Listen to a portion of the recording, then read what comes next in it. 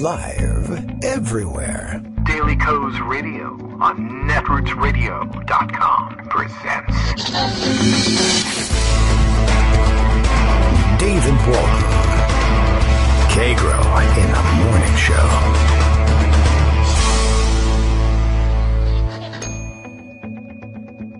Now, here's David Waldman. Hey, good morning, everybody. How you doing? It is Monday, October 8th, 2018. Time for yet another show. Welcome to week 90, by the way, of The Presidential Apprentice, in case you thought I forgot to count the weeks. I just gave up after a while. 90 weeks. That leaves us 4 weeks or less, in fact, 1 day less, until Election Day, unless, of course, you have early voting, in which case you should get out and vote now. Take care of business, and then make sure to bring somebody else to the polls with you, or force somebody else to go. Perhaps force your daughter's prom date to go at gunpoint. That is a thing that you can do. Just wanted to bring that one up again. Remember that trend? It's been around for a while now, and it had another moment in the sun. I guess this past prom season from the end of the last academic year, and I found those pictures again. I was just wondering about those pictures and how many of those dads would not believe their daughters if they waited at all to report what might have happened to them. Or what if one of their daughters didn't know whose house it happened at? I was just sort of curious about that. And they're all their sudden love for due process, which is, of course, in evidence in all of those fun photos. We're back, ready to go this Monday. You can tell we have things charged up here. Bill in Portland, Maine lets us know that Daily Coast Radio is live now, and claims, anyway, that Kagro X, myself, will deliver the best news of the day. We're only 14 months away from the new Star Wars movie. Okay. We all mark our time in different ways. I mark my time by each 24 hours passes without a frog in my throat. And then all of a sudden, he reappears at about 9 a.m. Eastern Time on weekdays only. All right, well, big day to get to today, lots to catch up on. Terrible weekend, as you know, when we all kind of knew what was coming and did our best to take advantage of any opportunity to prevent it from happening, but no. It was more or less inevitable in terms of Republicans being completely sold on the whole thing and moving the goalposts as many times as it would take in order to get this thing done, and so they did. Here we are. Well, not everyone is so unfortunate. Some people live in Canada, and they're able to escape this disaster. Happy Thanksgiving to those of you who do live in Canada. I don't know how you people get along with a Monday Thanksgiving. That's outrageous. Everyone knows Thursday is the only day. Well, I don't know why. I don't know why we picked Thursday. I'm not sure. I'm not really sure why Monday either, except to give you a long weekend. Or maybe that's it. We picked Thursday to get an even longer weekend. So that'll show you, you stupid Canadians, you only take a 3-day weekend. We make it 4 or even more, as they now give kids off from school on Wednesday so that they can sit in traffic for the next day and then have a big dinner. And then the day after that, well, you're just too tired from eating all that turkey and yada yada, tryptophan, whatever. Can't go to school. Take Saturday and Sunday off. Unless, of course, you're a football player, in which case you have to go out and, bash your brains in. So, whatever. Okay, just sort of an American tradition. I guess the Canadians have it. All right, you get to have your Thanksgiving dinner after surviving the football game, I guess is the way they have it. It is also Columbo Day, if you are a big fan of the old vintage television show. And, of course, everybody correctly pointing out that, we don't like to mention that it's that other day, although it's a hard habit to break if you grew up, particularly, is that awful Columbus Day holiday, is that mostly an East Coast thing? I'm not really sure how that's regarded West Coast. I mean, if you believe the story that he discovered America, then the West Coast should be equally interested in that. I don't know whether the East Coast is more into it because of Italian-American populations or what. I guess I don't really care that much. I don't know why I bring the topic up, but there it is. There we are. Plenty of other things that we could be talking about, which are more important. Lots of news stories. Lots of old stories to catch up on, lots of new twists on old stories to catch up on. But of course, yes, we are stuck for the time being with Brett Kavanaugh. Some of the weekend's developments I'm actually reminded of by Justice, who's controlling the twisting the knobs and pushing the buttons in the background, reminding me that yes, even Taylor Swift is pissed at the moment. That's a major blow to the alt-right fans who decided that because she had blonde hair and I guess probably also blue eyes that she was some sort of white power Aryan princess, and they worshipped her as some sort of ideal. I don't know why they came to the conclusion that she was going to be in agreement with them politically, but apparently over the weekend she decided that she is not. And she announced on her Facebook page, I am told, that she will be supporting the Democratic candidate for Senate in her home state of Tennessee, where it is a closer race than it usually is as between the Republican and Democrat, announcing her decision to vote for the Dem, despite the fact, of course, that the Dem in the race had announced apparently that had he been in the Senate at the time, he would have voted to confirm Kavanaugh. I guess you got to take what you can get, Marsha Blackburn being that much worse, and she, of course, having had her own experience with sexual harassment in her own life, although it must pain her, no doubt, to have to cast the vote for somebody who said they would have supported Kavanaugh. That won't play well in the future for him, certainly, but it makes for an interesting twist in the story. But I guess even she can put that aside for the time being and say, well, most important, I think, at this point is to wrest control of the House and Senate, if possible, from the hands of Republicans who set these awful processes in motion, I guess. And I don't know, why not play their game and say that here we say, look what you made me do. You made the politics of the situation such that I had to say I would vote for Kavanaugh if I were in the Senate, which is a ridiculous thing to do. All right. Anyway, we should move on to the other stories and round some things up. Greg Dworkin, no doubt, will have a full raft of stories to bring along, unless he's taking the day off for Indigenous Peoples Day or Canadian Thanksgiving, or however we would have it. We will. I have no indication that that's the case. But then again, there we are. I'm looking around to see. I have to click all the right buttons to make sure that those rafts of stories are available, and they are. So we're all ready to roll, and we'll see what he's got to bring up with all of that. Let's see. Let's see. I don't know whether we want to discuss any more about those dads with guns things, but that did disturb me a little bit this morning. That one, I don't know how that came to mind again. I guess just thinking through all the stupid different excuses that people gave for deciding to pretend. Well, I don't know whether they were pretending or they really just didn't believe Christine Blasey or not. I guess it's hard to tell now whether that's party line. You just have to say that there was something wrong with her testimony, or whether they really truly believe it. I can't tell the difference. That's always dangerous, actually, no matter what the policy or issue is. When you can't tell the difference between your elected representatives who genuinely believe a thing or just think cynically it would be advantageous to say they do.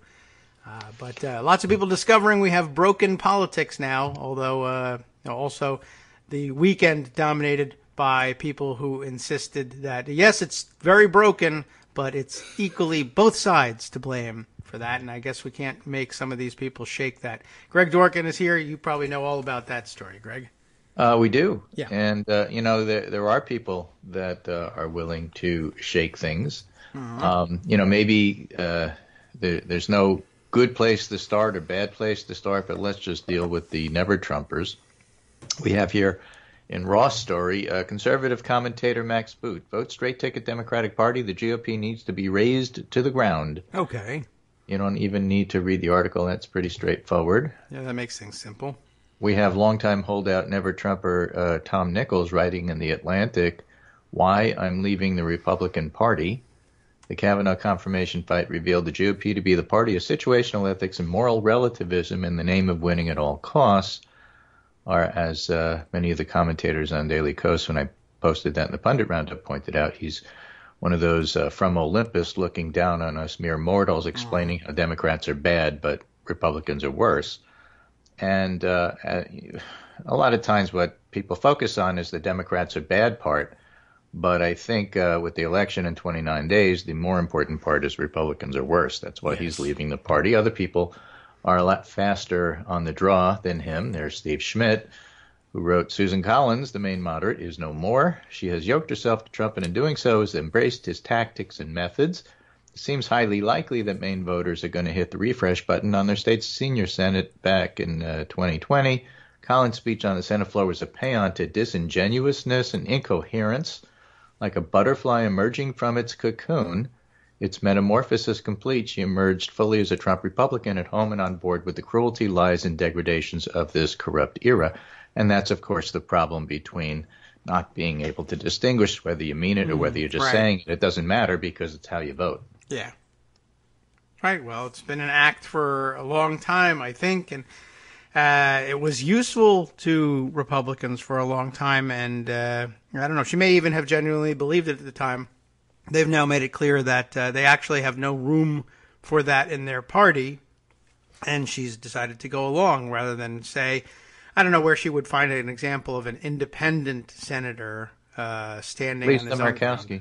own. Oh, or maybe her compatriot from Maine, who's also actually registered independent, but it's few and far between. Maybe her predecessor. My usual mantra when I have to list something next to my name is you can't expect a man to understand something when his salary depends on not understanding it, and that fits certainly. But if I didn't use that, I think I would have just used Susan Collins is no Olympia Snow. Yeah, I brought that up. I was thinking about her in the last couple of days and wondering, does she have a phone? Could she call Susan Collins? Although I did get pushback, at least one Mainer, saying, well, what makes you think that she would do things differently? And I guess I'm not allowed to think that she would do things differently since I'm not from Maine, but I don't know. I observed a lot of things, and I sort of felt there was a difference between them. Not that I can guarantee by any means. Yeah, no, I think she was different. I think she was more likely to be independent and resist party pressure. Well, some Mainers don't think so, but then that's nothing new. Yeah. Well, Maine was divided about it. I think it was something 48 against and 41 for Kavanaugh. So it wasn't like it was a pro-Kavanaugh state. It's not like Tennessee or West by God, Virginia. Yes, I guess. Wow. Well, we're stuck with that guy too. Yeah, but that's the thing. Again, I think his was a completely strategic vote. I will still continue to think in my heart of hearts that had Collins voted no, he would have voted no. He wouldn't have been the vote that put him in. But he got to do what he wanted, which was vote yes, and she allowed him to do that. So he was probably pretty pleased about how it all turned out. I guess so. There are, as you know, millions of West Virginians whose vote hinged on that and who are wrapped in their attention and glued to the television, I'm sure, all day long, rather than mining coal, which is what they would prefer to do for fun. Well, fact of the matter is that if whatever the numbers are, and I don't have them at my fingertips, but if Manchin voted with the Democrats 40% of the time, a replacement Republican would vote against the Democrats 100% of the time. So it's a pretty clear choice for us from our point of view. I'd rather have the majority. I will take it, and I don't know. I'm not terribly worried about him just because he's kind of always been that way. For Jackie Rosen, the other thing that she would be the first to remind everybody of, Dean Heller voted yes, and he's skating by with nobody even talking about him. But his vote was just as important, and she's running against him. Oh, okay. So, in 29 days, we get to see whether it makes a difference. And according to the latest polling, actually, this confirms something that we talked about last week before all of this went down for its final. And that is that the House and the Senate are running in different directions. Oh. Can I do that? Sure. The Senate matters, of course, because that's where you get to vote for Supreme Court justices, and that's what the topic was this week. But the House, the new polling out, for example, from the battleground states, really interesting, from the Washington Post today. Survey of battleground House districts shows Democrats with a narrow edge. And this is interesting because, first of all, it's not a generic ballot. It's a named ballot. And they picked the 69 battleground House districts across the country likely to switch the House from one party to another, depending upon the results of the election. And in these battleground districts, voters narrowly prefer Democrats, which is quite interesting because that wasn't the case. In 2016, for example, these same districts favored Republican candidates over Democratic ones by 15 points, 56 to 41. Oh. And now it's 50 to 46 in the Democrats' favor. That is a big difference. And when you look at the individual parts of it, it's kind of interesting. 35% of battleground likely voters say their families are getting ahead financially. And they vote for Republicans 74%. All right. Nearly half the voters say they have just enough to maintain their standard of living, and Democrats get 61%. And that's the biggest chunk. And of those 15% of voters who say they're falling behind financially, Democrats do even better. So they're basically holding their own or winning on the economic issues. Greg Sargent points out, among those who cite judicial nominations as extremely important, 50% are backing the Democrat and 47% are backing the Republican. So in the battle for the House, it's hard to see how Kavanaugh is helping the Republicans. Yes. If only they voted on such things in the House. Still. Well, do you know what they think is important? No, I have no idea. Oh, well, this polling tells us. Oh, good. I'm glad someone's doing that. Trump. Oh, yeah, that guy. He is important. 40% of Democrats and independents who lean Democrat, 40% say Trump is the single most important issue in their vote this fall, followed by health care at 20%. And among Republicans and Republican-leaning independents, 29% say the economy, and 24% naming judicial nominations, 17% saying immigration, and only 15% citing Trump, which just, again, highlights the idea that Democrats are revved up to go vote against Trump, and the anti-Trump vote is bigger than the pro-Trump vote. That's weird, because I learned that you can't just be against Trump. Yeah, I was thinking that when I was reading that and said, well, not this year. Actually, being against Trump is like the big motivator. That's unusual, I must say. Okay, well, I think if you're against Trump, you can go ahead and do that, and hey, we'll roll the dice and see how it goes. He's not very good with dice, by the way, Trump, so I'd give it a shot. Well, apparently Kavanaugh isn't either, based on his, that's true, his right? Emails and diaries. Yeah, well, he came but don't up talk with about that. Yeah. Right? Well, we're not sure whether that really happened. There's no corroborating evidence of that. And what we do with the dice stays with the dice. Please don't talk about it to anybody. Okay. I think we can manage that. So, overall, you step back and look at the big picture. Obviously, it was a win for power politics. It was a loss for democracy. The Republicans had the votes, and so they play it the way Republicans do, which is if you have the votes, you do what you want. Yeah. A nice piece I have from the Pundit Roundup here from Dylan Scott. Vox title tells it all. Republicans don't care what you think. They lost the argument, but they had the votes. We know they lost the argument because polling says more people would actually rather have Kavanaugh not confirmed, but they did it anyway. Yeah. And that's how they roll. It's just interesting. The parties are very asymmetric. Democrats would like to think and consider about what people want. And, if Republicans have objections, they try to accommodate them. And then Republicans will run against that anyway. But if Republicans are in power, they don't even listen. They just do whatever they want as long as they have the votes. That is true. We'll remind everybody what a terrible record certain, let's say, moderate Democrats actually have in believing that moderate or some sort of weirdo freak Republican can be lured to their position if they just treat them really nice and walk with them hand in hand all the way. I think we're like 0 for 5 on that.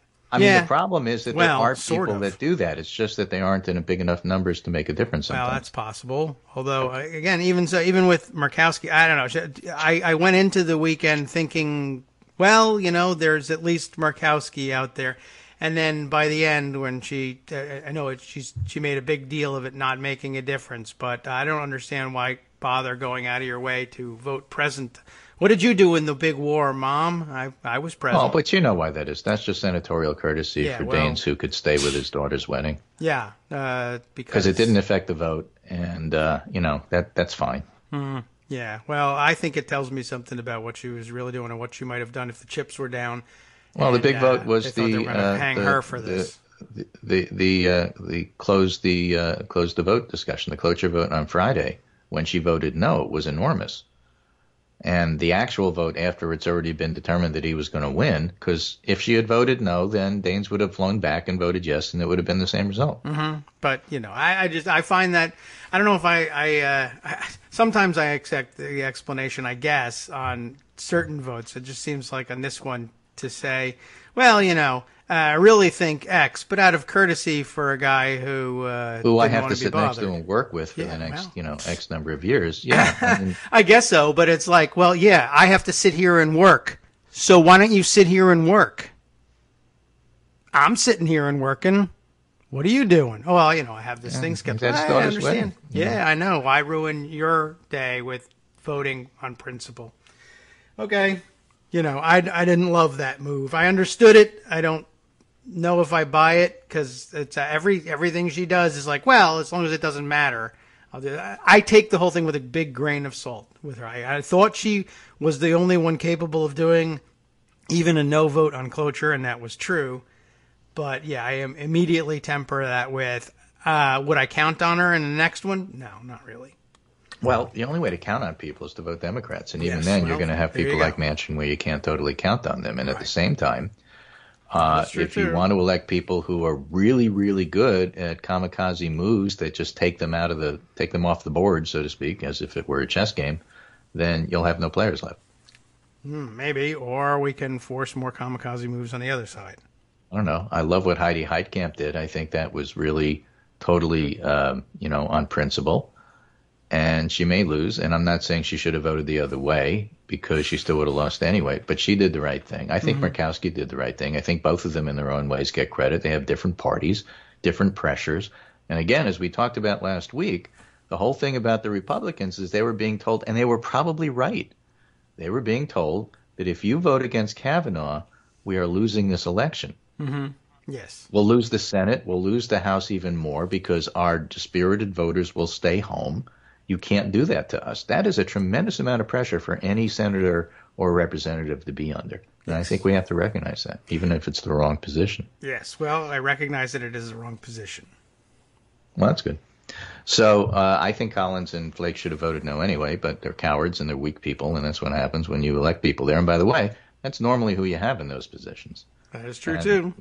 And so leadership who makes the decisions, I think, is basically now having, just as with Kavanaugh and his confirmation hearing, the second one, the mask of comity and anything but bare knuckles power politics has just been ripped off, and everybody can see what's going on here. That's cold comfort. I mean, I'd rather have the votes, but at least we don't have to pretend that blocking Merrick Garland was anything but what it was, which was pretty funny because John Nicholson had Mitch McConnell on the Sunday shows, and basically, punctured all the lies that McConnell was telling about history, which was really kind of interesting to watch. Yeah. But really what it comes down to is, well, you may be right on the history, but we have the vote, so shut up. Well, and basically that's what they're telling American women. That's what they're telling American voters. And we have 29 days from now the opportunity to say, well, but wait a minute. Yeah. Well, I understand, that he used the opportunity on television to move the goalposts on his doctrine as well. When it comes to 2020, there's no reason why he can't vote for a Supreme Court nominee, because even though the election's coming up, the point is Republicans have the vote, so shut up. Yeah, that was basically it. Lindsey Graham at some point, I guess, made the strategic error of saying, oh, no, it's a real doctrine, and we, too, Republicans won't be voting to confirm any Republican nominees to the Supreme Court in the 2020 election year. Oh, well, he's just lying. Yeah. I mean, the thing about Lindsey Graham is that he's just completely lost it, and he's another one whose mask has been ripped off. Yeah. Now, that may help him, back home in South Carolina, But, nobody should be fooled about what's going on here. Not sure why he thought that was a real doctrine and that he had to stand by it. He didn't get the memo, unless McConnell had written the memo on the fly, which is also a possibility because the memo is gimmitarianism. I'll do what it takes to win. He now says that the doctrine really is, no voting on a nominee of a president of the opposite party from control of the Senate within the last year. And that's not the case here. So we can do it. And it's never been done before except for these other times where it has been. Yes. So forget all of that. And, we're going to do what we want to do. It's gimmitarianism top to bottom. Right. Given that it's Columbo Day, and the schools are off in my area, and therefore I got lots of appointments, it'll be a relatively abbreviated segment for me. But after the break, there are two things that I want to do. Speaking of comedy and gimmitarianism, Dave Newart has a really nice thread that I want to go over, and then also Rebecca Traister's reaction. Okay. Oh, reaction to that to thread the something else? Kavanaugh debacle. Okay. Oh, all right. Sometimes Twitter friends talk to each other about things you don't expect. Friends? Okay, yeah, I saw that big Twitter. thread. Okay, good. I'm glad you have that one on tap. And we got about 30 seconds or so before the music comes on. So that gives us about a so minute. Basically, let the Kavanaugh anger fade. The election's coming. We're still favored to win the House. That has not changed. Enthusiasm hasn't changed according to the polls. Enthusiasms. Right. And so not that much is different, even though the media would like to congratulate them and say everything's different. It's not. Well, that's also a controversial point about letting the Kavanaugh anger fade. It depends, I guess, who you are and what motivates you to vote. There will It's certainly not be lots fading. of people. Remember that 40% Trump thing. Yeah, well, there's going to be a lot of people for whom the Kavanaugh anger is the key to why they're there, although I have a feeling they made up their minds to be there on Election Day. Well, before this is only going to cement that. So, well, there are lots of takes out there. You made me Tracer's vote one for of the them. Republicans, my favorite. Yeah, that one's really survived very well, too. And it's still out there and still alive. Well, we'll pick that up and the other themes that you mentioned right after this. Hi, it's me, David Waldman, your host for Kagro in the Morning, interrupting this little break to say thanks so much to all of you who are contributing supporters of Kagro in the Morning. Thousands of you are downloading the show each day, but fewer than 1 in 25 regular listeners are donating to help keep us on the air. For the money you'd spend on a single 3-minute iTunes song, we bring you 2 hours of great news and entertainment every day, 5 days a week. Patreon.com, Patreon.com makes it easy. You can find us there by searching KagroX or David Waldman or Kagro in the Morning or even Daily Coast Radio in their search box, and you'll be right where you need to be to make easy, recurring monthly contributions to support our show. Once again, thanks so much for your support.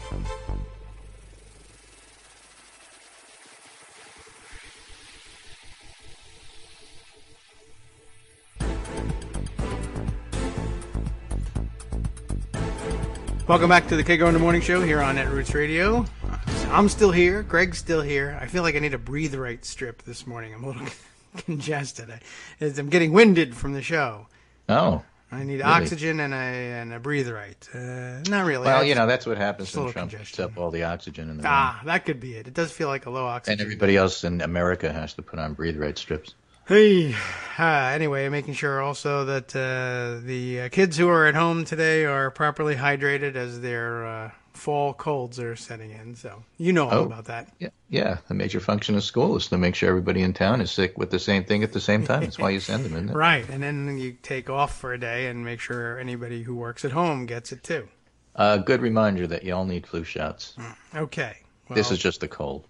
Okay. Yes. Thankfully, it gets a little cough and school days. In the office we have a quickie, question tree just to figure out what's going on here. If you want to know, do you have the flu? Right. No, I don't want to know about it. Do you feel like you've been hit by a train? If the answer is no, then you don't have the flu. No. And if the answer is yes, the follow-up question is, well, have you been hit by a train? And if the answer is no, you have the flu. Okay. Well, that very works simple. Pretty well. You don't need all these fancy-dancy tests here. Yes. If you have been hit by a train, you're in the wrong department, but we can. Yeah, you shouldn't be here anyway, but, if you haven't and you still feel that way, you probably have the flu. So, not too late. Get your flu shot. Okay. So, What's the deal? Ah, yes. Well, Dave Newart here has and Dave Newart has been following hate groups and fringe groups for a long, long, long time, just like J.J. McNabb and some of the other reporters who make it their business to do that. And he says there's been a lot of hand-wringing in the media, pundit corps, and centrist politicians these days about the loss of comity post-Kavanaugh. And then Donald Trump made them all look absurd with his remarks at his rally last night. This was from the 7th, so that would have been the rally on the 6th. And he says, he gives a quote from Trump. You don't hand matches to an arsonist, and you don't give power to an angry left-wing mob, and that's what they become. Democrats have become too extreme and too dangerous to govern. Republicans believe in the rule of law, not the rule of the mob.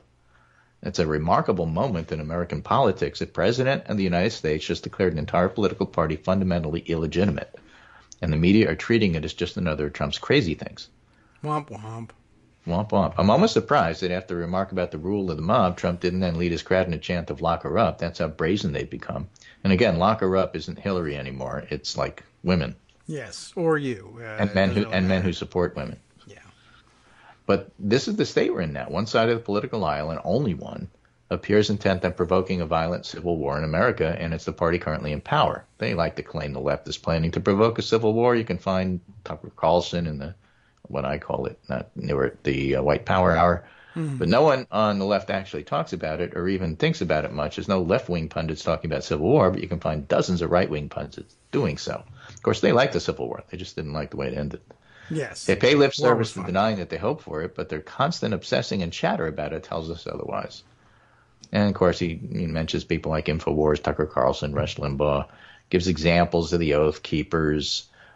Recall especially the Kansas militia gang that planned a McVeigh-style truck bombing of a community of Somali Muslims in Garden City. Their plans called for an attack to take place the day after the election. That was in Kansas. And militia types and others are talking about this constantly, like the Proud Boys. And moreover, all the shirts they wear are being printed with a logo calling them right-wing death squads. There's even a webpage devoted to their apparel. Right-wing death squad apparel. Yeah. That's quote number 25. He said you can Google right-wing death squads, and then you'll find the apparel page. Any Yelp so there's reviews? A lot going on. So listen up, Chuck Todd, Evan McMullen, Susan Collins, and every other hand-wringing centrist wannabe. It's not both sides. Only one side is trying to gin up a civil war in this country. Oh. Did anybody... Dave Newart tells them here, I guess. Well, Chuck Todd at least makes the list.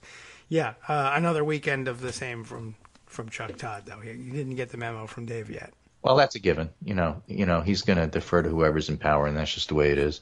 It's not a question of doing analysis. You know, the Solizas and Chuck Todds of the world only care about who's in power, and then when they're out of power, they only care about Republicans.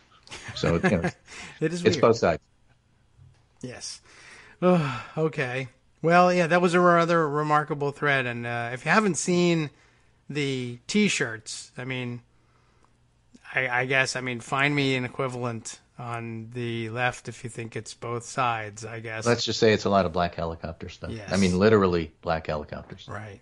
That's their logo of right-wing death squads is a helicopter dropping a person out, which is, of course, the old Pinochet move, and they thought that was hilarious. And the pictures accompanying his thread include people wearing the Pinochet did nothing wrong T-shirt, and I guess because the Hitler one is too obvious. Right, or for you youngins, if you prefer, one of the better scenes in Scarface, the remake. Oh, with Pacino. I think they have a helicopter dropping scene in there too. Do they? Oh, yeah. Anyway, Rebecca Traister in the Cut, writing about the road to progress is paved with pain. Oh. And she points out, in gaining control of the Supreme Court, that may last them generations, they'll be able to reverse the progress that's been made over centuries by previous generations of angry protesters, loudmouths, and hysterics. A court cemented by the confirmation of an ill-tempered and elite Beach Week participant, a seemingly congenital perjurer, and alleged perpetrator in at least 2 credible instances of assault, will likely work to dismantle workplace and collective bargaining protections, what's left of affirmative action, abortion rights, and perhaps access to birth control itself, and, of course, the promise of full enfranchisement, the true and most powerful tool of our theoretical democracy. The behaviors of the past few weeks, the actual logistical efforts made by Republicans to discredit, disarm, and punish those who would impede their further accumulation of power are the meta-rehearsal of what they want to do on a grand legal and legislative scale. They want to ensure that minority rulers in this country will never again have to put up with, quote unquote, the objections made in loud voices or take into consideration the popular yearning for dignity, respect, recognition, and full participation that those voices might be channeling. And that's really what's at stake in the election in 29 days. And personally, I find that to be tremendously motivating. And I find it more motivating than depressing. Okay. But that's just me. Well, I hope it's more than just you. My guess is that there are others, too. According to the polls, that's true. Good. And there's a bunch of newly registered voters. And the real question, I think, on the table is there anything ever that could motivate younger voters to actually go out and vote in midterm elections, since they tend not to? Is this enough? Yeah. And we'll see. Their numbers, as I understand it, are still relatively low. But are they higher than they used to be? I mean, basically, as a general rule, if you're over 65, you have a 65 to 85% chance of voting, they say, if you ask them. Yes. And if you're younger than 35, it's more like 35%.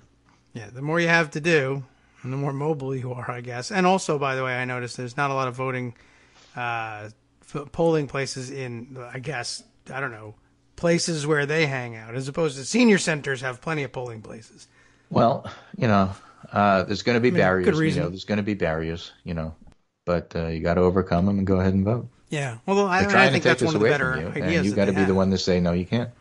Putting the polling places in senior centers for the less mobile, I mean, it makes a great deal of sense. I wish, I don't know. I guess unless you can text your vote in, there's nothing, generational that's going to be popular across the board that's going to, by itself, motivate people. You're just going to have to, you're going to have to suck it up and get interested in politics, guys.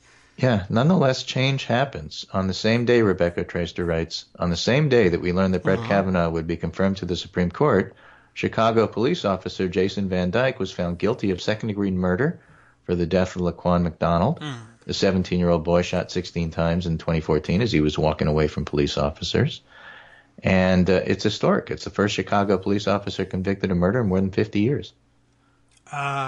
So it's brutally hard. I don't know how to say anything about that line. But change does happen. That's true, and long overdue. They're just like the other change. But sometimes, I guess it's a good example of the fact that just because it's long overdue and seems like it's so overdue that it might be hopeless, that's not always the case. Right. Phew. And then, in the end, there's always Taylor Swift. Yes, that's a big deal. Well, I was wondering about I was not wondering about exactly what she was going to do, but I was wondering, I guess, once the news broke, why anybody would have thought that she would have approached things differently, given that she was just in the news a few years ago with her own sexual harassment case. But I don't know. People are weird, so maybe. So what did she write? I cannot vote for somebody who will not be willing to fight for the dignity for all Americans, no matter the skin color, gender, or who they love. Running for Senate in the state of Tennessee is a woman named Marsha Blackburn. She writes, as much as I have in the past and would like to continue voting for women in office, I can't support Marsha Blackburn. Her voting record in Congress appalls and terrifies me. She voted against equal pay for women, against the reauthorization of the Violence Against Women Act, which attempts to protect women from domestic violence, stalking, and date rape. She believes businesses have the right to refuse service to gay couples. She believes they should not have the right to marry. These are not my Tennessee values. I'll be voting for Phil Bredesen for Senate and Jim Cooper for House of Representatives. Please educate yourself on the candidates. So many intelligent, thoughtful, self-possessed people have turned 18 in the past 2 years and now have the right and privilege to make their vote count. But first you need to register, which is quick and easy to do. October 9th is the last day to register to vote in the state of Tennessee. So all you Tennessee listeners out there who haven't registered, you have one day until tomorrow. Yeah, hurry up. Go to vote.org and you can find all the info. Happy voting. So she was pretty clear about it. And good for her. Turn the show off, listen to the podcast, get yourself registered, and come back. Right. In any case, thanks so much for listening. That's all for me for today. I'll be back on Wednesday. Okay. And when I come back on Wednesday, we'll be less than 4 weeks, less than a month. Right. For the other side of that one. Okay, very good, and can't wait. And if there's for more all the jokes that everybody has had for like the past 2 years, like the day after the election. Oh, I hurt my ankle. Well, what's it got to do with the midterms? I sneezed. Well, what's that got to do with the midterms? Well, Yeah. now everything has everything to do with the midterms. Yes, It's not a I guess joke so, anymore. because it's actually here. It's actually All right. Take care, and I'll Thank talk to you you. on Wednesday. You do the same. Okay, get those kids well. If you hear coughing in the background here on Wednesday, I'll need you to make a house call. Thanks, Greg. Let's see what direction to go in next. I don't know. Oh, here's the top story of the day. Everyone needs to think about this, and it's not, it's not what you think it is. It never is what you think it is. Here's an interesting twist on what's happening, I guess, in other worlds. They do say the rich are different, and I guess they're very different. The richer you get, the more different they really are. This one caught my eye. Has nothing to do with anything, which is kind of actually why I'm going to bring this one in. A New York Post headline. Maybe you happen to see this one fly by on Twitter. Hamptons millionaires. It's, Hamptons, the East End of Long Island, the exclusive enclave. All the way out east on Long Island, New York. Hamptons millionaires and billionaires build luxe panic rooms to hide from MS-13.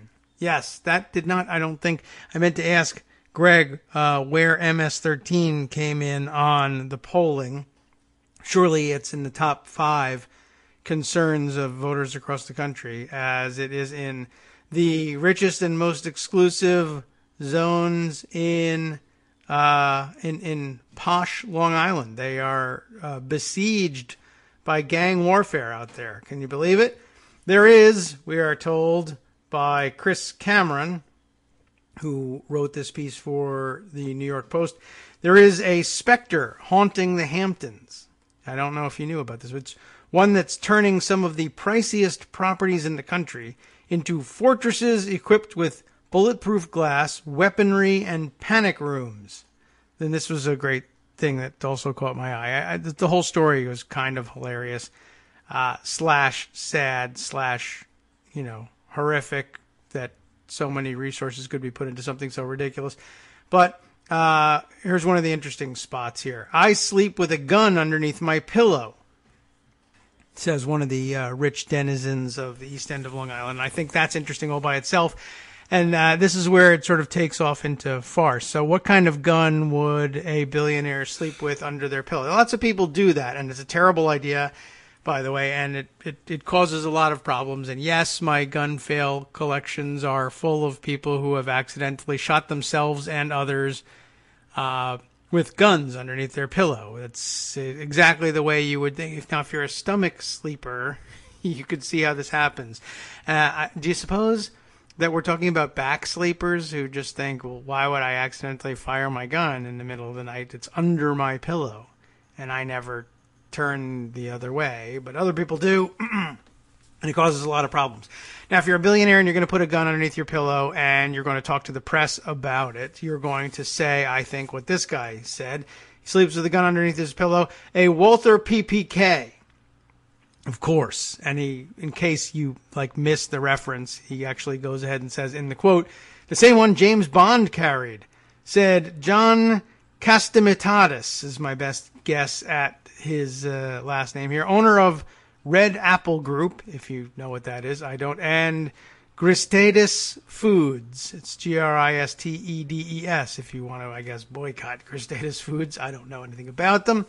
But he owns that and Red Apple Group, which I don't know what it is. Anyway, he has a vacation property in, and here we have to make a stab at the pronunciation again, too, because it's Long Island East, Quogue.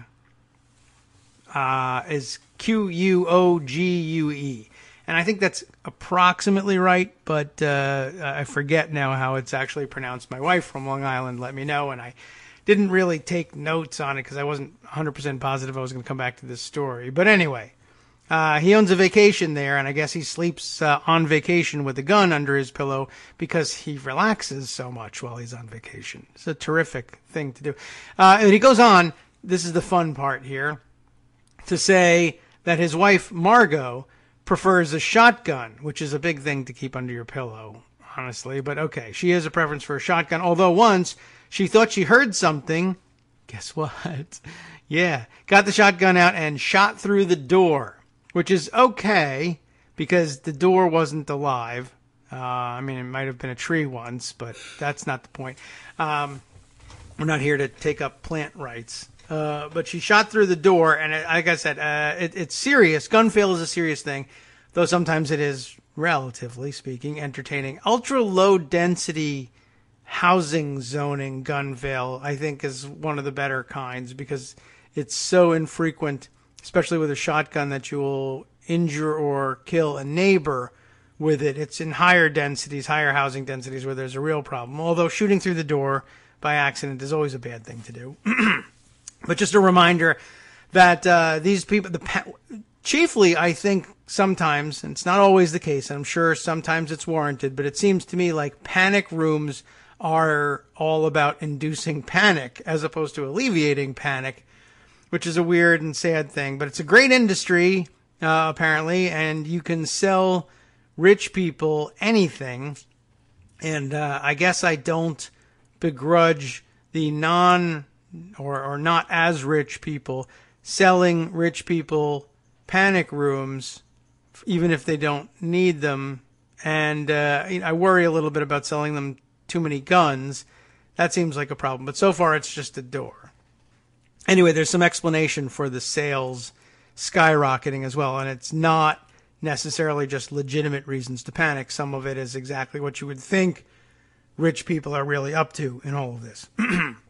The billionaire and his family, the article continues, like others in the Hamptons, are shaken up over concerns that the vicious Salvadoran gang MS-13 is too close for comfort. And you know what that means. It means dramatic music. Now, I remind you, this is in the New York Post, and the New York Post actually believes in stuff like this, and so they link to another one of their stories about how vicious a gang MS-13 really is. Not a link to any proof that there's MS-13 activity anywhere in the vicinity of the Hamptons, but rather proof that MS-13 supposedly somewhere did something awful, and it happened in New York on Long Island, and it did, but it's just not close by. I don't know what they thought people were going to think about this when they wrote it in the New York Post, but I guess elsewhere it might slip by that we're talking about people in the Hamptons worried about MS-13 being too close for comfort. Example, in April, members of the gang massacred 4 young men behind a soccer field in central Islip, which I guess if you're at all familiar with the layout is like, well, but that's not near where you are. And if you aren't familiar, bear with me, and I'll bring up Google Maps just so we can give you some sort of official word on this. And let's say, we're talking about the rich people we're talking about at the moment are in East Quag. Just for your information, they are about 35 to 40 miles apart, which, you know, in the grand scheme of things, for people who are not familiar with New York or Long Island because they live out in the great American heartland, where 35 miles is nothing because you can drive there, 700 miles an hour if you want, on open roads with no speed limit. That's not a big deal. That's maybe the next. It might be how far you have to go to find the grocery store in some places. But in New York and on Long Island in particular, it is no joke to have to travel 35 miles east to get out to some of these exclusive areas. And there's really basically only one road, and it's not that big. And if you're going at a popular time, which, if you're going to go do some murders at billionaire houses, you're going to want to go at a popular time. It's not worth the headache to go there if you have a vacation home and want to spend some time there. That's why people like this in all likelihood have a helipad, and they get back and forth to their vacation home by helicopter. They would never do the drive. But the idea that MS-13 gang members are like, you know what we should do before we do another murder is sit in traffic for 2 hours. It doesn't really happen that way, but that doesn't mean you can't be scared about it and find a way to spend lots of money on it for performative purposes. We'll get to that part of the story next, I think. 3 months later, after the Central Islip massacre, 3 months later, a Hampton Bays brothel raided by police was found to be tagged with an MS-13 sign. That obviously means this is, it's an MS-13 brothel, and we've tagged it here. It has a sign on there that says established 1979, etc., tagged with a sign. I think that's probably means somebody spray painted MS-13 on the outside of it at some point. That may or may not have anything to do with anything, but there you have it. Now, Hampton Bays, that sounds like it might be closer, and it is, and at least here, to get from Hampton Bays to East Quogue would be a drive west. But again, we're talking about the extraordinarily violent addition of some spray paint to the outside of a building, not the massacre of 4 people behind a soccer field. So just, it's out there, but it doesn't feel like it's as big of a deal as the murder. But we want to show that it's close to home. So that in 2016 comes the next example. We got to reach back to 2016. A man with MS-13 connections, whatever that means, broke into a Southampton home. Now, Southampton is admittedly right in the Hamptons, and sexually assaulted a woman. But unfortunately, no one believes her, and there's no corroborating evidence, so everything's okay. I added that part. That's not actually in the post. Last year, Southampton Town Police Chief Stephen Skrinecki, I'm guessing at his last name, publicly expressed concern that the gang might spread further east than Hampton Bays. Why, who cares? It's already past East Quogue. There's no point in worrying anymore. We should all just kill ourselves. When he deployed, this is interesting, police equipped with anti-terrorism gear, including automatic weapons, along the perimeters of summer 2017 charity galas, locals took notice. So that's what the local police force is doing to combat the gang threat, is they are patrolling charity galas, which are also known as charity galas in other parts of the country, just to make sure that, there's no terrorism going on at the charity ball, by the way. Okay, so the next section illustrated with the picture of 2 young men, or perhaps 3 young men, being taken to an arraignment in nearby Mineola, Long Island, which also not really particularly nearby. And they appear to be Hispanic in origin, and so therefore MS-13. Now, no face tattoos, which is apparently like the infamous marker of the MS-13 gang. They just appear to maybe possibly be Hispanic. Mineola, of course, considerably further, almost 60 miles from East Quogue, and an hour drive if you're super duper lucky and there's nobody on the roads and it's off season. Anyway, just making their point as strongly as ever, the New York Post. One Southampton homeowner who requested to remain anonymous for security reasons, obviously, recently outfitted her East End manse with bulletproof glass and hidden cameras throughout, which is really amazing. By the way, she wants to remain anonymous because she's still so afraid that she wasted all this money on a panic room and bulletproof glass and hidden cameras, and it's not going to help her. So that's how confident she is in her panic room.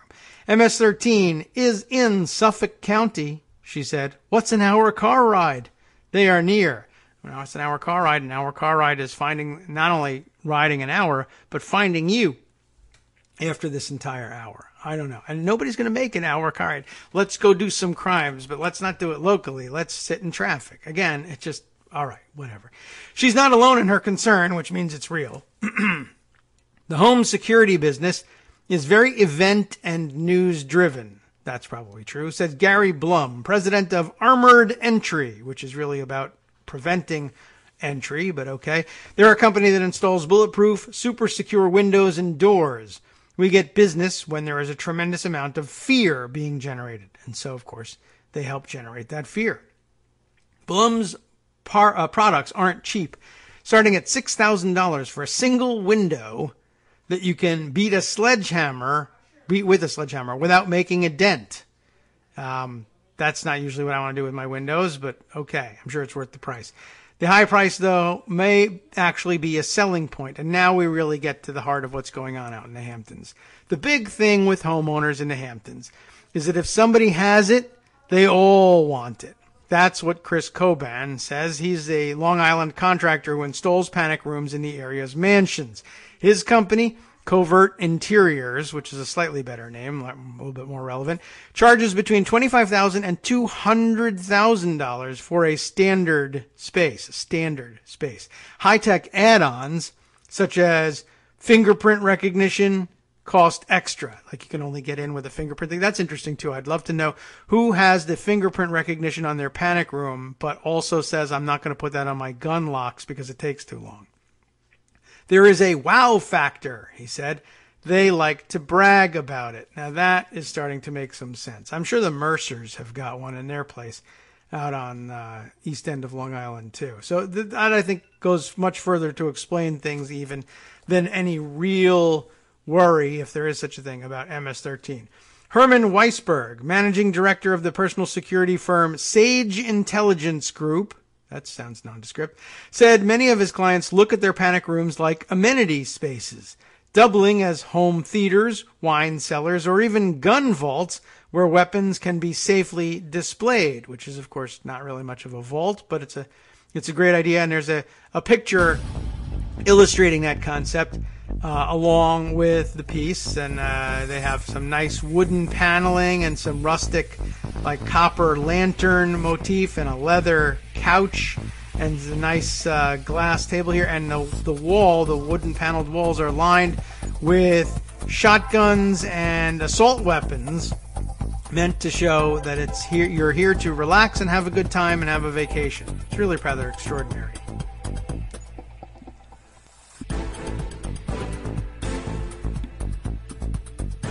Welcome back now to the Kagro in the Morning Show here on Netroots Radio. Many things flying by that I want to try and put the brakes on and save for later if I can, although I have no idea whether we're going to get to all of these things. Let's finish up with the panic of the rich in East End of Long Island. Just makes a fascinating story.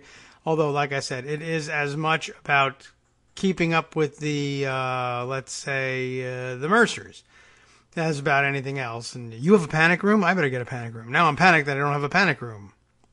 And that's essentially what's going on here. Although I like the dual use. You don't have enough money if you are relying on a dual use excuse. Well, I'll decorate it as home theater and panic room, and that way we can Netflix and chill while MS-13 is on the rampage.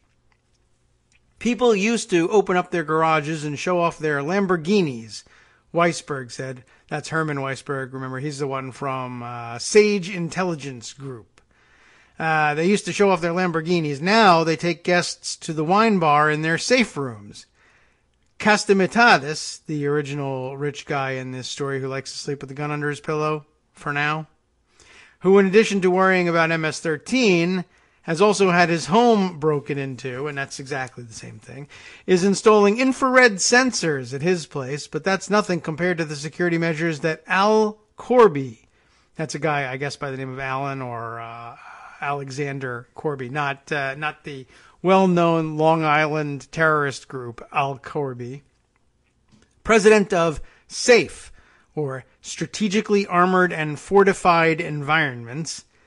That is an architecture-focused security firm, in case you didn't guess, has designed for customers including Hamptonites.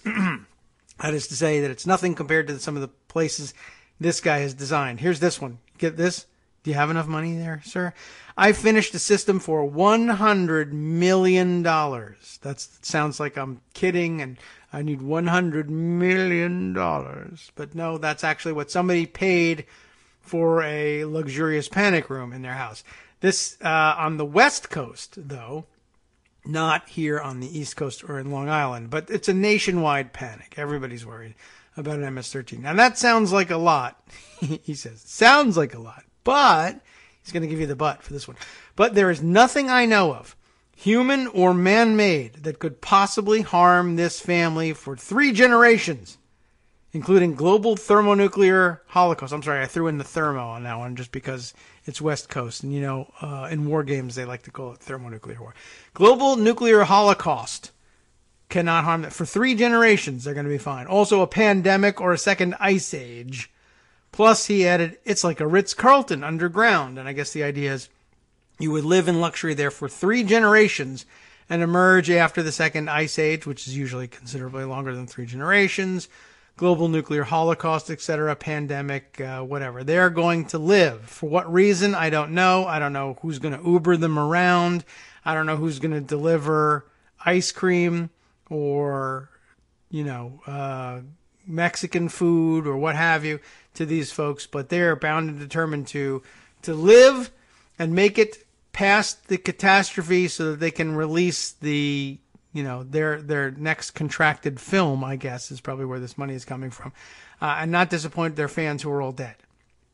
Still, some East Enders there on Long Island feel their neighbors are going overboard. In the Hamptons, it's hard to know if someone is an oligarch, and lots of security makes sense, because oligarchs aren't oligarchs, they're crime bosses, or if somebody is just paranoid, said an East Hampton resident of means who asked to remain anonymous because their oligarch neighbors would kill them. He pointed to such people as billionaire investor Ira Rennert, who everyone wants to kill because we all know who he is, right? I don't. Anyway, he reportedly keeps a Hummer packed with guards at the edge of his 63-acre Sajaponack estate, which includes a 110-square-foot, 29-bedroom mansion, because that's what you put there. And I wondered about this immediately, and it's answered right here in the next paragraph. The neighbors do not love a Hummer sitting on Peters Pond Beach, the source said. I don't know why he needs that, but billionaires like security, and there are a lot of billionaires in the Hamptons. I think they get more paranoid the richer they become, and I think that's clearly the case. And luckily, that's the end of the story. We don't have to waste any more time on that one. I just sort of found that one fascinating for a number of reasons. Michael Musson says, this Hamptons thing reminds me of a joke from Russia after communism fell. I like that joke. Wait, the joke is still coming here. Someone showed off their new sunglasses. I'm kidding you, Michael. I know the joke's coming. Someone showed off their new sunglasses because they were so expensive. Their friend says, you fool, I found them for 20% more around the corner. I knew I would like that joke. I was not kidding. I laughed ahead of time, but that's because I knew. All right, let's see. Brian Monroe, you're supposed to be off. Shouldn't you be cooking for Thanksgiving? Do you guys eat all the same things? Do Canadians eat something different for Thanksgiving? Is it turkey? Do you eat Canada geese? You should, because honestly, we've had enough of these guys down here, and I'd like to see all their visas, quite frankly. We need to build a wall with a net that goes up above it just to keep your geese out of here. You should eat those things. He says originally the quote of, I guess, the $1 million or the $100 million, or the quote was $97 million, but he made them up it so he could do the Dr. Evil thing to the friend. That's it. Okay, it was the quote of the, very nice, the quote from the contractor. It's $100 million. I believe that. That could actually be the case. All right. I mentioned, of course, in that article, all of the horrible oligarchs who are murdering all their neighbors. And that seems like more of a threat at the moment than MS-13. But it's a real thing, and it's out there. And I might as well spend some time on this one, too. Although I guess I could hold a lot of this for Friday. But I think I want to mention this, so we could dive deeper into it on Friday. Friday, I believe I will once again be off the air live, but I think I've got a week to get a broadcast together. But we've got a big family function coming up, and not to divulge too much information about it here in public, but it's going to require my attention on Friday. But this is the sort of thing we usually discuss on Fridays.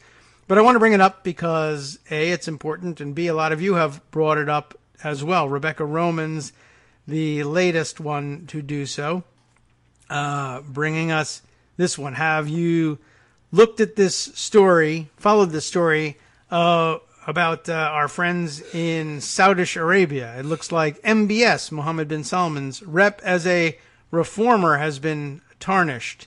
And it's more than I initially thought here. But you likely would have seen the story of, well, there are so many angles in the story. Let's see. Rebecca brings us this one. This is the tweet from Adam Johnson saying, "Deeply strange that it took the murder of a Washington Post columnist." And have you not heard this story? If you haven't, it might come as a shock to you here. But it seems that a Washington Post columnist, who I guess was considered something of a dissident in Saudi Arabia, and I just don't know his background well enough, although I will point out that he has a familiar name, and it's Khashoggi, and it's not Adnan Khashoggi, but a different Khashoggi. But those Khashoggis are getting themselves in trouble in Saudi Arabia. Apparently has gone missing after visiting the Saudi Arabian consulate somewhere in Turkey, and he is apparently feared dead. It is feared that the government of Saudi Arabia, or I should say the king, the owner of Saudi Arabia, the ownership, the management of Saudi Arabia, have killed this guy and did so inside the consulate in Turkey, which I guess they figured they could then just leave the country because diplomatic immunity. And all kinds of wild stories accompanying. I don't think we actually factually know what happened to him, and if he is dead, what happened to the body. But lots of speculation that they just killed him and then smuggled the dead body out. And who knows what happened here or what happened to the killers. But that's the big story. And I guess we should just jump over to begin with that story. I don't know whether I put that story in pocket or not. There were so many crazy things that came to light over the weekend that I'm not even certain I put that one aside by itself, because it felt like everybody had heard the story by the time we finished. But there are several other stories that sort of fit in this category. But so where shall we start here? Well, I'll take a look at Adam Johnson's tweet, I guess. "Deeply strange that it took the murder of a Washington Post columnist to do this, and not the funding of far-right sectarianism for decades, indiscriminate bombing of poor Yemenis, executing people for homosexuality and sorcery, and the wholesale oppression of women, but whatever works, I guess." And what is he talking about? He's talking about Peter Baker's tweet. Peter Baker of the New York Times tweeting, "If Saudis really sent a 15-member assassination team to Turkey," sounds like they're putting the logistics behind this together after all. "If Saudis really sent a 15-member assassination team to Turkey to murder and dismember a prominent journalist, that would be bad. It could unravel the Crown Prince's effort to cultivate an image in the West as a reformer." That's the ultimate upshot of all of this. It could undo his PR efforts. But there you have it. And at least here we have a link to the New York Times article on the disappearance of Jamal Khashoggi. And under the headline of his disappearance, "A Mystery Rattling the Middle East." David Kilpatrick, Ben Hubbard wrote this piece, dated on the 7th. We might as well read it for background before expanding on the other things that happened over the weekend. "Jamal Khashoggi, a prominent Saudi dissident, met two friends for lunch last Monday in London to discuss a newspaper column he had drafted lamenting the lack of free speech in the Arab world. Everyone is fearful," he wrote. That doesn't seem like it's so bad, does it? But Mr. Khashoggi appeared to have little fear about his plans for the next day, to pick up a document from the Saudi consulate in Istanbul. He's in London for lunch, and tomorrow my job is to go to Istanbul and pick up a document from the Saudi consulate. That's a lot of travel. He brushed aside warnings from his friends that his criticism of the kingdom's rulers had drawn their enmity, making the consulate dangerous territory. You know what? I think I might have brushed that aside too. The consular staff, he assured them, are just ordinary Saudis, though there are no such thing. They live in a country owned by a person, one guy. And the ordinary Saudis are good people, recalled one of his lunch companions, Azam Tamimi. And, that's not a bad claim. The ordinary people who happen to live in Saudi Arabia, probably not.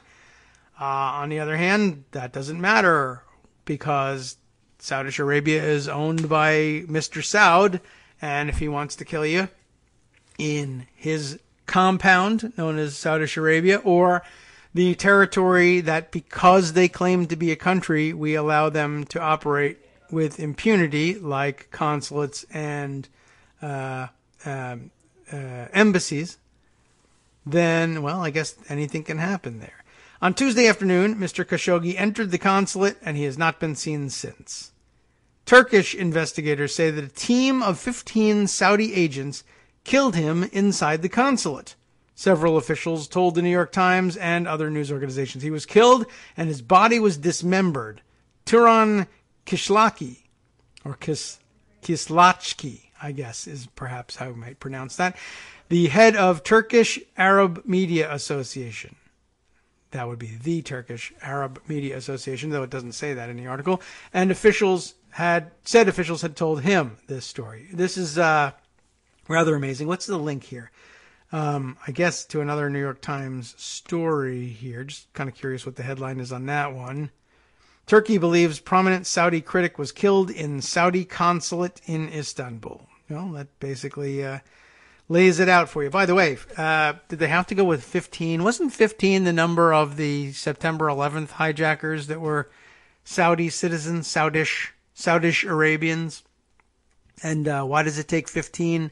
I don't know the logistics of these things, but that must, well, what a situation. I don't know what else to say about this. Saudi Arabia has denied it, of course, insisting Mr. Khashoggi left shortly after he arrived. He just doesn't remember who drove him home, so he can't believe it. By Sunday, the dispute over his disappearance threatened to upend relations between two of the region's most important powers. If his killing is confirmed, it could also unravel the campaign, this is amazing, by the 33-year-old Saudi Arabian Crown Prince Mohammed bin Salman Al Saud, by the way. They should not leave that out. But I think that's very important. And I also think that they should refer to him as Mr. Saud when they report these stories. Anyway, it could unravel the campaign by this guy to cultivate an image in the West as a promising reformer and dependable ally. And that would really be tragic. Turkish officials demanded Sunday that Saudi Arabia explain Mr. Khashoggi's failure to reemerge from the consulate. There is concrete information. Yasin Akte, an advisor to the head of Turkey's governing AKP party, said Sunday in a television interview, it will not remain an unsolved case. Turkish officials have not made their accusations publicly, nor have they provided any evidence to back up their claim. So there you go. No corroborating evidence. Sorry, and it happened so long ago. Raising questions about whether Ankara would stand behind the leaks or whether it was seeking to avoid a costly fight with Riyadh. A Turkish official, speaking on condition of anonymity, said the government was waiting until the investigation was complete to disclose the evidence because of diplomatic sensitivities. Full disclosure, he said, would eventually come from the Turkish president, oh yeah, that guy, Erdogan. And we learned, I think, sort of how to pronounce that. How do we do with the rest of his name? Recep Tayyip Erdogan. It's been a while since we tried to pronounce the Turkish names. It's going to be a really interesting contest as between the two of them. And of course, it's particularly ironic that the Turkish are worried about activity outside of a diplomatic compound, given how unconcerned they were about beating people in full view of the crowds at their embassy here in Washington, D.C. At a news conference on Sunday, Mr. Erdogan said little about the case. I am following it, chasing it, and whatever conclusions come from here, we will inform the world about it, he said. Saudi Arabia stuck by its blanket denials without offering a credible alternative explanation, like it's a drinking game, or that's just our word for flatulence. When we say we murdered him and dismembered him with a 15-member assassination team, that's just, we're making a fart joke. That's what it is. It dismissed the accusations from unnamed Turkish officials as baseless and expressed doubts that they came from Turkish officials that are informed of the investigation, according to a statement from the Istanbul consulate. Instead, Saudi Arabia praised Turkey for accepting a Saudi request to investigate Mr. Khashoggi's disappearance. The kingdom is concerned with the safety and well-being of its citizens wherever they are, the statement said. And he may be in many places at this point. In Washington, the mystery tested loyalties. Did it? We'll see. Many current and former American officials are friendly with Mr. Khashoggi, a resident of the United States, who had worked at Saudi embassies and, until he became a dissident, as a kind of informal spokesman for the Saudish leadership. He had recently become a columnist for the Washington Post, where he cemented his pivot from consummate Saudi insider to critic. But President Trump and his advisors, including his son-in-law and Middle East envoy, Jared Kushner, have embraced the Crown Prince as a pivotal ally, with the president repeatedly expressing his confidence in this young Saudi royal as he amassed power. State Department officials have said only that the United States cannot confirm Mr. Khashoggi's fate, but that it is following the case. Others have expressed alarm. Senator Chris Murphy of Connecticut said the United States should not conduct business as usual with an ally that would carry out such a killing. Yeah, don't you think? If this is true, that the Saudis lured a U.S. resident into their consulate and murdered him, yes, that's what it is, it should represent a fundamental break in our relationship with Saudi Arabia, the senator wrote on Twitter, wouldn't you think? Senator Tim Kaine, Democrat of Virginia, said, "We must get to the bottom of what happened and then impose strong consequences. Targeting journalists must stop." Until recently, Mr. Khashoggi, 59, was the quintessential Saudi loyalist. Well, there was a different king. Tall, with droopy eyes. Was this Trump is the source on this? Droopy eyes. And an easygoing manner, he graduated from Indiana State University and climbed quickly through the ranks of distinctive Saudi news business. That's interesting. Distinctive, eh? Where leaders of the royal family are often the only readers who matter. That's funny because they're the only citizens who matter, because it's not a country. It's just a large private compound masquerading as a country. Thank you. During the Saudi and American-backed jihad against the Soviet Union and Afghanistan in the 1980s, did you know America could back jihad? Mr. Khashoggi made a name for himself by interviewing the militant leader Osama bin Laden, who later founded Al-Qaeda. Mr. Khashoggi also became a trusted aide to Prince Turki Al-Faisal, who served as the head of Saudi intelligence, as well as ambassador to the United States and Britain, where Mr. Khashoggi worked for him as an advisor. Is there no relation between him and Adnan Khashoggi? Is that mentioned in here at all? I don't know. Mr. Khashoggi's relative independence sometimes probed Saudi boundaries. The authorities twice removed him as the editor of the Saudi newspaper Al-Watan after he published articles critical of the religious establishment. As the head of a new Saudish-owned news channel based in Bahrain, he allowed a Bahraini dissident to appear on the first day of broadcasting in 2015.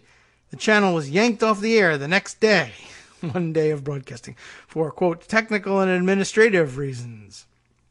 None of those kerfuffles, though, did real damage to his status around the royal court. Mr. Khashoggi remained a go-to contact for American journalists and diplomats looking for a cogent explanation of the Saudi ruler's perspective, if there is one. And I guess there might not be, but he's got something to say, and if you take him to lunch, he'll say it. After King Salman ascended to the throne 3 years ago, his favorite son, Prince Mohammed, began to consolidate power. He has painted himself as a reformer, weakening the religious police and allowing women to drive, for instance, while waging a crackdown on even the relatively modest and previously tolerated forms of dissent.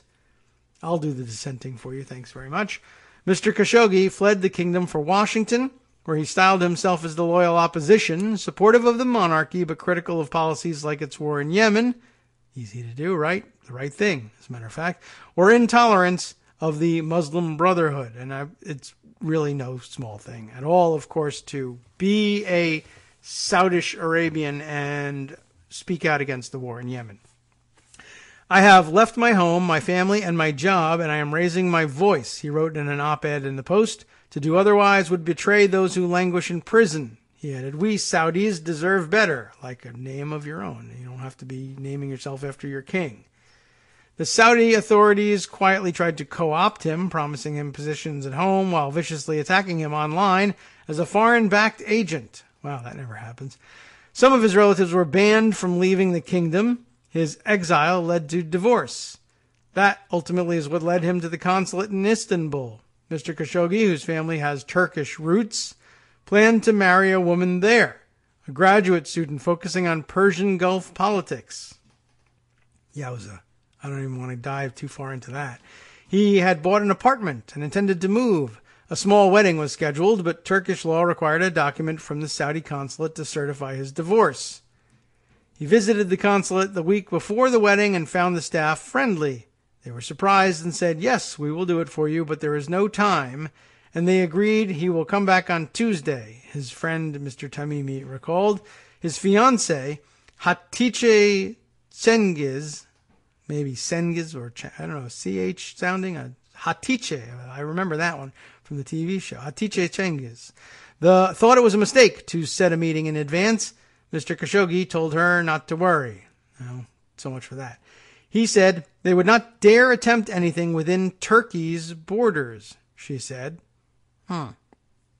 Shortly before the Tuesday appointment, Turkish officials now say 15 Saudi agents, some carrying diplomatic passports, arrived in Istanbul on 2 planes. On Tuesday, Mr. Khashoggi and Ms. Cengiz went to the embassy at 1:30 p.m. She waited outside for him. She was waiting there after midnight. She came back the next morning, which was to have been their wedding day. We have bought the house and the furniture, she said then. The furniture is arriving today. Well, sometimes you got to cling to those little details when you've just found out that your fiancé has been murdered inside the Saudi consulate. I guess can't blame her for not knowing what to say in that particular situation. Anyway, I mentioned that there's a bunch of weirdness happening, and I was not kidding about that. There's also a story from out of China, which is rather surprising, and a couple people have put together the observation of this apparently brazen killing inside the Saudish consulate in Turkey, and the arrest or detainment and then subsequent disappearance of the head of Interpol, the International Police Agency, who is himself a Chinese citizen visiting China, found himself detained by Chinese authorities, and then interestingly sort of held incommunicado, and then the Chinese government, as I understand it, issuing a press release on his behalf, letting everybody know, hey, I'm not coming back to work anymore. I resign as the head of Interpol. Just no real particular reason, just reasons, and see you all later, but he hasn't seen anybody since, and that's kind of a weird and brazen thing, too. You'd think that as the head of Interpol, like if you went missing in an international incident, you'd think that being the head of Interpol would probably help get you tracked down, but apparently it hasn't done much here. Interpol demands answers, though. They did demand answers from China on missing President Meng Hongwei. I hope I'm getting that close to correct. French Interior Ministry. The French Interior Ministry says his wife and family, the wife and family of this missing official are under their protection, after receiving threats on social media. Interpol has urged Chinese officials to release information on the whereabouts of Meng Hongwei, the president of the International Police Agency who went missing after leaving France for China on September 29th. This, by the way, I have from the South China Morning Post, but more alarmingly from the AMP version of the South China Morning Post. Lori Chen and Mimi Lau get the credit for this article. Interpol has requested through law enforcement channels clarification from Chinese authorities on the status of Interpol President Meng Hongwei, it said in a Twitter statement on Saturday. Interpol's secretariat looks forward to an official response from China's authorities to address concerns over the president's well-being. That's a rather mild way of saying it. Police in Lyon, the French city, maybe I pronounced that right, in which Interpol is based, had earlier launched their own investigation. That's a good idea if you're international police, into Meng's disappearance after his wife reported him missing.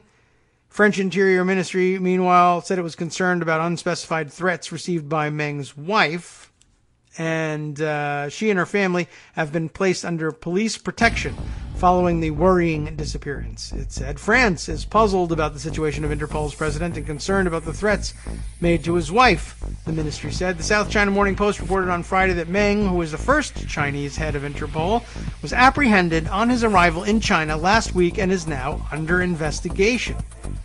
64-year-old, also vice minister at China's Ministry of Public Security. Well, you know what? I got to pull up here short of our break. We'll continue in 2 minutes after this. Hi, everybody. It's me, David. Let's change things up from the old fundraising pitch for just a minute and talk instead about how you can be a part of our show. If you've got a smartphone or any other electronic recording device, why not sit down and record a segment for us? Read us an important article and give us your take. Or read one of your own original essays, or even just give us your commentary on something you'd like to share that's important to you. Then send the file to me at kagrox@gmail.com, and I'll try and work it into the show. Short segments, a few minutes in length, are easiest to fit in. And of course, I can't always guarantee that I'll be able to play everything, but if you've ever shouted at your radio or TV about something you wish was being covered, here's your chance to change that. Make the show your own. Send your submissions to me at kagrox@gmail.com.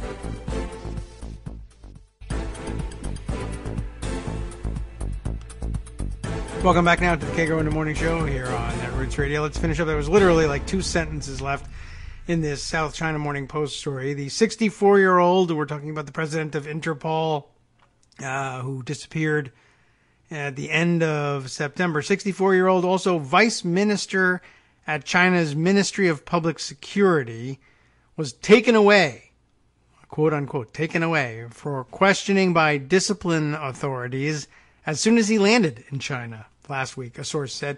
It is not yet clear why Meng is being investigated or exactly where he's being held. And of course, I told you that there were 2 sentences left, and that's only because I'm reading the AMP version of things, and there was an enormous blank space underneath those 2 lines.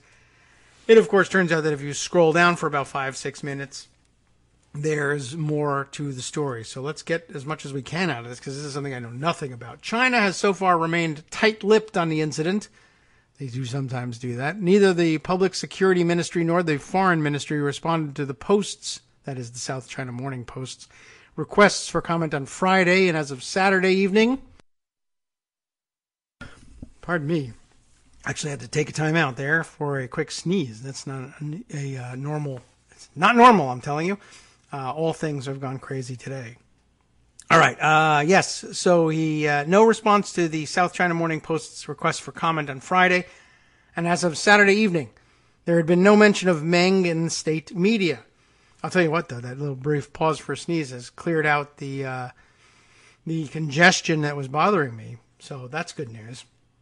Wow, although still listed as a vice minister on the Public Security Ministry's website, Meng lost his seat on the Communist Party Committee, which is the real decision-making body in China, I guess, in April.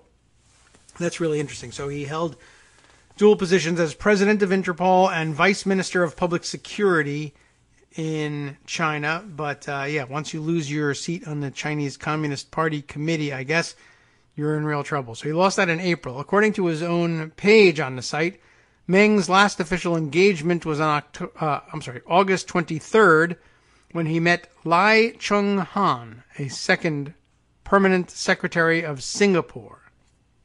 Interesting. Meng was appointed head of Interpol in 2016 and was due to serve until 2020. His appointment caused concern among academics and human rights advocates who feared he would abuse Interpol's powers. This is interesting. This is actually something we now we're connected to something we've talked about in the past. Abuse Interpol's powers to forcibly repatriate Chinese dissidents and fugitives. Last April, Interpol issued a red notice for Chinese fugitive tycoon Guo Wengui. I'm guessing at that pronunciation. Guo, Guo. Wengai, W-E-N-G-U-I, at Beijing's request. Critics said Meng's disappearance would sound alarm bells in global organizations that work with China. So, any number of things could be going on here, but I'm curious whether concern was expressed about his abusing Interpol's powers on behalf of the Chinese government, and in reaction to that, not wanting to prove that to possibly be true, did he perhaps resist the requests of the Beijing government to do just that and then find himself detained as a dissident instead? What an interesting situation that would be. I think, though, I said this harkens back to something we have discussed in the past, though I think we discussed it in the context of Russia, not China, about Russia using Interpol red notices to call back dissidents who had escaped to the West in order to bring them back and, well, kill them, just, of course, as Saudi Arabia is doing with its own dissidents in Turkish consulates. There's a lot of this going on. It's going around. And that's really the point of all this. There's more to this story. This time I think we're really close to the end, but I'd like to tie this together with some other stories as well. Once we do, hopefully I'll remember where we're going with this. Critics said Meng's disappearance, as we said, would sound alarm bells in global organizations that work with China. I should think so. Katrin Kinzelbach, Associate Director of the Global Public Policy Institute in Berlin. That is a wide-ranging, broad mandate for that institute. Global Public Policy Institute said Meng had been under close observation since joining Interpol, as his appointment had caused concern among academics and human rights advocates. Ironically, Meng's disappearance can be a wake-up call, making it more difficult for the PRC, People's Republic of China, to claim leadership positions in international organizations, she said. That's true.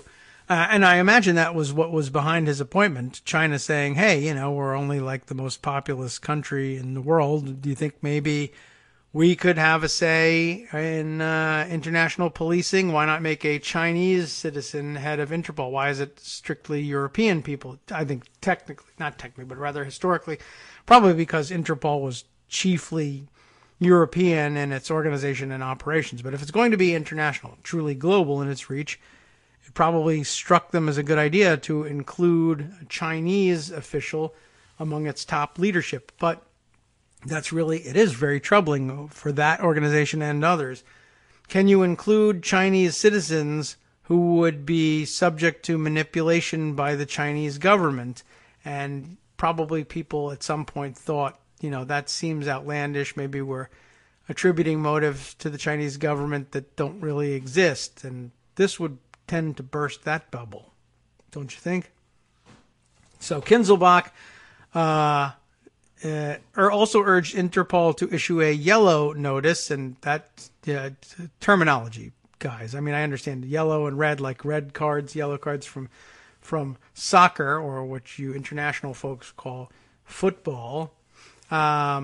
But I'm just thinking back to the old days of white man's burden and international racism and prejudice that, they used to refer to people by their skin color. And I never really know why they settled on yellow for Asians that don't look particularly yellow to me, but there were racists, and so they probably didn't give a damn one way or the other.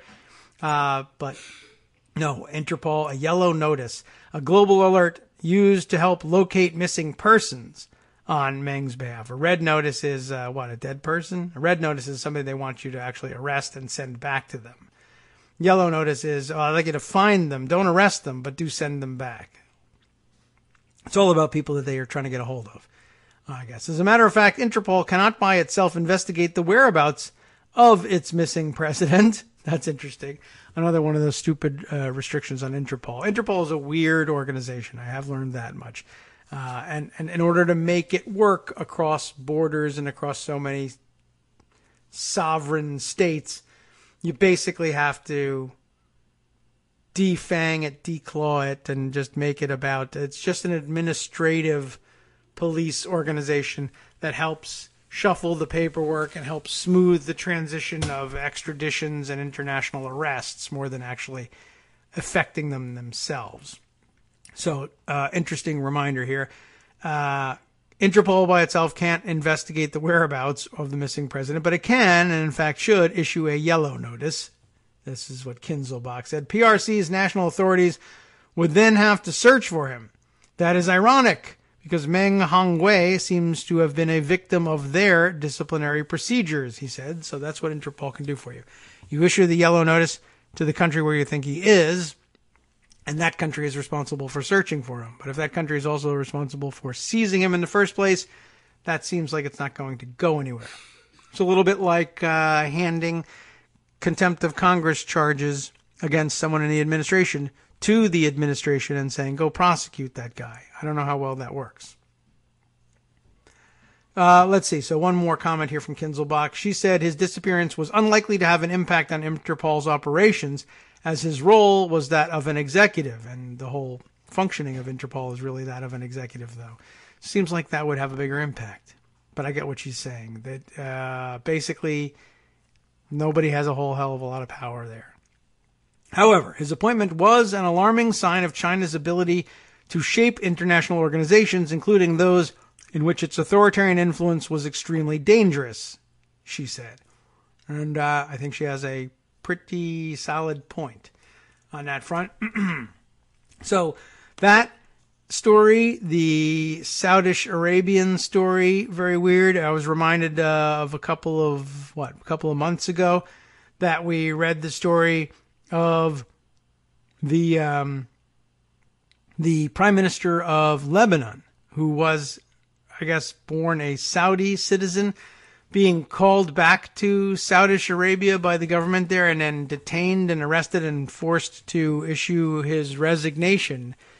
Between that and the Chinese-born head of Interpol, likewise, just issuing his resignation under pressure from their government, it was evocative of the same problem. And people have pointed out that between this and a couple other incidents internationally, one we haven't mentioned, but that did happen in the last couple of days, and we never really got around to it because Kavanaugh. I'm reminded here by the tweet of Will Bunch, who lists all these three things together. A Saudi journalist goes into a Saudi consulate said to be murdered and dismembered. Interpol head disappears in China. Russian lawyer tied to Trump Tower confab, and we don't mean the Russian lawyer Veselnitskaya, but a different one, dies in a helicopter crash with 2 bullet holes in the pilot. I hadn't heard that one, but that's an interesting twist on things. I wasn't expecting that one, but yeah, what's happening? He asks, what in the world is going on here? And, well, the answer may very well be the enormous power vacuum in the White House. The very clear, I think, signal so far from the White House has been, yeah, we love authoritarian regimes, and we don't care very much whether they kill journalists, even if there are American residents of the United States, if not an American citizen, or head of Interpol, or what have you, or the prime minister of another sovereign state. We don't do things about stuff like this in general, and we certainly don't do things like this to our very wealthy friends who buy lots of condos from us, like the Saudish do. And we're not dealing with that very well. And it turns out that the rest of the world has taken notice and thinks perhaps that they can get away with such things. And I don't know that there's a great deal of evidence to the contrary. It looks like they really can. How odd is that? All right, well, let's see. A few other things that we might be able to fit into the discussion along the way. Oh, here was an interesting one. I missed this story entirely, but another,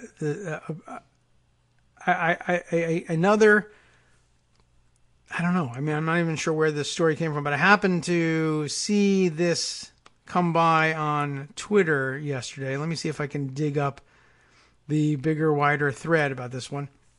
I missed this story entirely, and I guess I have to read this one first. And this comes from the WOWT News, an NBC affiliate in, are they from Nebraska? It's headlined Lincoln, Nebraska, but WOWT, I'm not sure if that's, are they W's out there in Omaha? Let's see. I'm just curious about this. See if we can figure this out. That's really not essential to the story, but yeah, Omaha breaking news. Okay, so I missed this story entirely. Amtrak rampage nets Missouri man 14 years in prison. I guess I'll just add this one. We'll tie this one back to Dave Newart and his thread, though this news didn't come from him. So here's the picture of Taylor Wilson being sentenced, or it's his mug shot and framed up on WOWT's screen here. But this is from Friday, dateline Lincoln. An armed Missouri man who told prosecutors, "I was high." That's a good start. "I was high" when he pulled the emergency brake on an Amtrak train, causing panic among the passengers, has been sentenced to 14 years in prison. Taylor Wilson has also been ordered to pay Amtrak $9,350 for the Furness County, Nebraska incident. I don't remember this at all, but it was about this time last year, it turns out. Wilson, 26, of St. Charles, Missouri, was sentenced Friday in federal court in Lincoln for violence against a transportation system. That's actually a crime, like an actual name of a crime, I guess, in Nebraska, and probably elsewhere, but it's unusual. Violence against the transportation system. And possession of an unregistered short barrel rifle. They are regulated. That's the problem with them. Wilson boarded an Amtrak train in California on October 19th, 2017.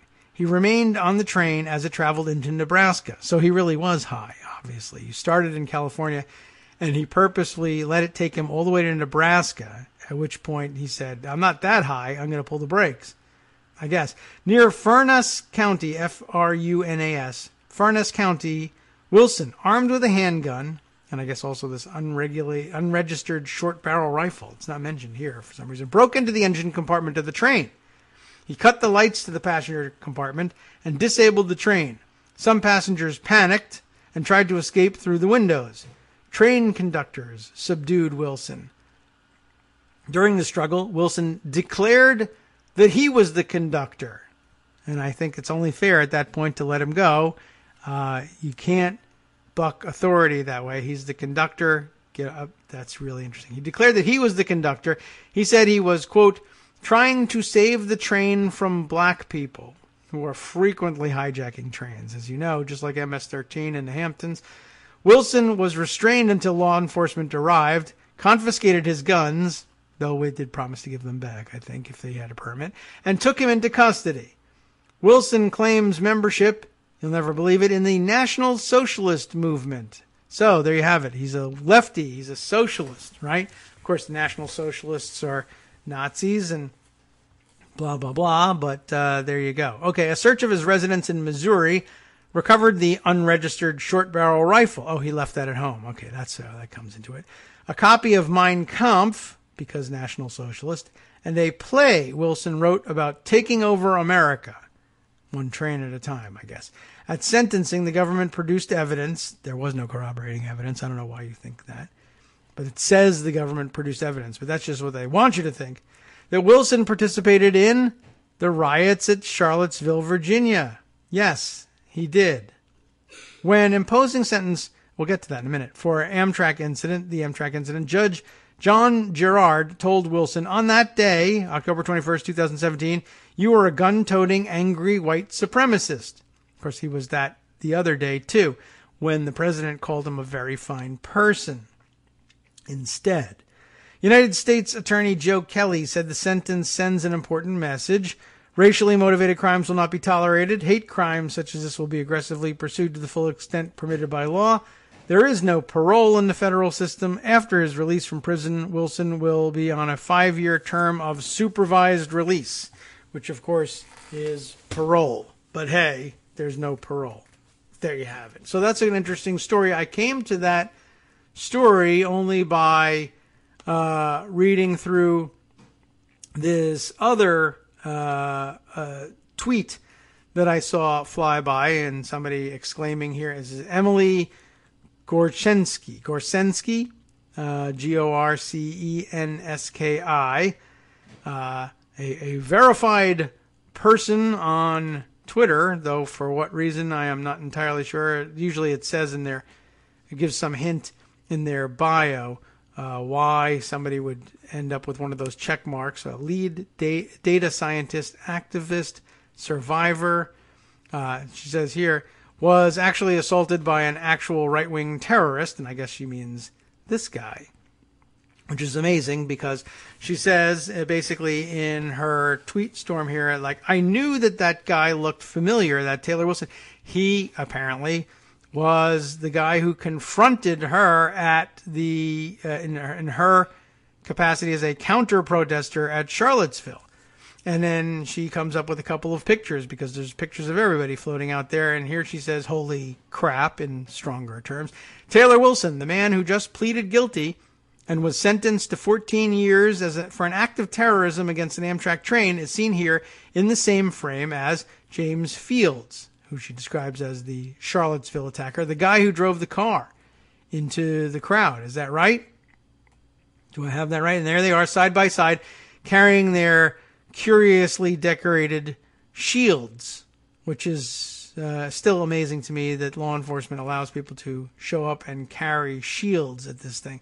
So there you have it. The very fine people, some of whom later went on to murder people in the crowd that very day, others of whom went on to be released on their own recognizance into the general population and conduct terrorist attacks on Amtrak trains. Very, very fine people. Good call, Mr. President. Okay. That's sort of neither here nor there, but always an interesting thing to add to the collection. Let's see. A couple of other interesting things that we might take note of in the last 10 minutes or so of the show before spending the rest of the day trying to decide what to record for you come Friday. Let's see. This was an interesting tweet here from Daniel Dale, who's always doing interesting things and tweeting interesting things. He notes, for the record, for all of us, how Trump's rally lies are being treated by almost all media. Just ignored. That's what they're basically doing. And he covers each rally and retweets the most egregious things and counts the number of times that he lies and the number of times he repeats specific lies, and he loves to point out, he's very good at pointing out various tells in Trump stories that reveal that there probably are lies. I think he was the one who identified the sir tell. Whenever he tells a story in which somebody calls him sir, that is, calls Donald Trump sir, it's very likely garbage that he's making up on the spot. In this case, I think the most egregious of garbage made up on the spot, I single this one out because it's so outrageous and outlandish, and it's so sad that, yeah, basically we're at the point where the media is just like, oh, there he goes again. They're just ignoring what he's saying. Check this one out. He's railing at one of his rallies against Senator Richard Blumenthal of Connecticut, which he keeps hitting because of the confusion generated by his much, much less than clear wording of his experiences in Vietnam. But that and a completely, at least two completely crazy claims that he made about Dianne Feinstein as well. Is this the one I intended to read? Because there's another one out here too. And maybe this is the one I had in mind first. Yes. His tweet of Trump just making stuff up. Well, we all know that he does, but check out what he makes up. This is the sort of thing he just says it, and everybody's like, yeah, whatever. He's crazy. What can you do? Nobody ever says anything, though. Every single Democrat, this is a quote from his rally, every single Democrat in the U.S. Senate, and you know that's rarely the case for anything, every single Democrat in the U.S. Senate has signed up for the open borders. And it's a bill. And it's called the Open Borders Bill. What's going on? And it's written by, guess who? Dianne Feinstein. He's mad because Dianne Feinstein kicked off, belatedly, the firestorm of controversy over Brett Kavanaugh and the accusations of sexual assault. So he's going to blame her for this one too.